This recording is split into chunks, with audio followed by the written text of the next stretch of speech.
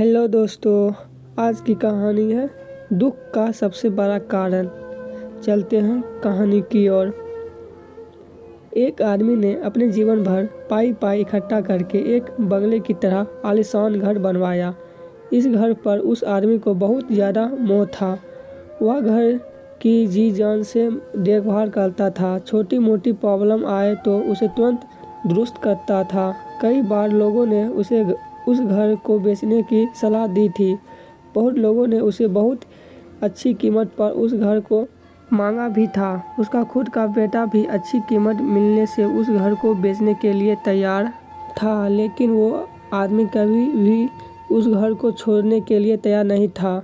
उसे जीवन में किसी भी और वस्तु से ज़्यादा इस घर पर गर्व था, अभिमान था। एक दिन वो आदमी बाजार गया हुआ था। जब वह बाजार से लौटा तो उसने देखा कि उसके घर के सामने बहुत बड़ी भीड़ जमा है। वह दौड़ते हुए आया तो उसे बहुत बड़ा आघात लगा, क्योंकि उसके घर में आग लग चुकी थी। अपने सबसे प्यारे घर को ऐसे आग में जलते हुए देखकर वह अधमरा सा हो गया। उसे समझ में नहीं आ रहा था कि वह क्या करे।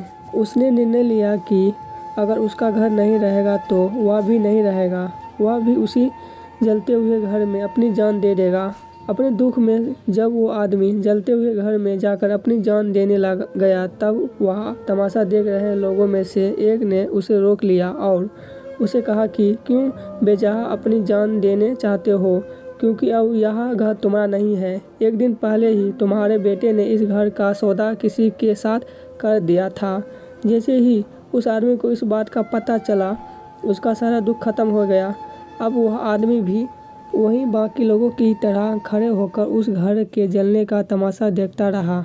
जब वहां पर उस आदमी का बेटा आया तो वह आदमी अपने बेटे के पास जाकर उसे कहने लगा, जरूर मैंने पिछले जन्म में कई पुण्य किए होंगे, इसलिए मुझे तुम्हारे जैसा बेटा मिला। अगर तुमने इस घर को सही समय पर बेचा ना दिया होता तो आज मेरी जान चली जाती। तुमने इस घर को सही समय पर बेचकर मेरी जान बचा ली। बेटा बाप की बातें सुनकर बेटे का मुंह उतर गया। उसने बड़े दुख के साथ कहा कि पापा, मैं इस घर का सौदा करने के लिए जरूर गया था, लेकिन अभी इस घर का सौदा पक्का नहीं हुआ था। यह सुनते ही आदमी का दिल फिर से बैठ गया। वह अपना सर और छाती पीट पीट कर रोने लगा और कहने लगा कि मैं बर्बाद हो गया। पहले किसी और का घर जल गया, यह जानकर जो उसे खुशी हुई थी, वह अब उसका घर है, यह जानकर दुख में बदल गई।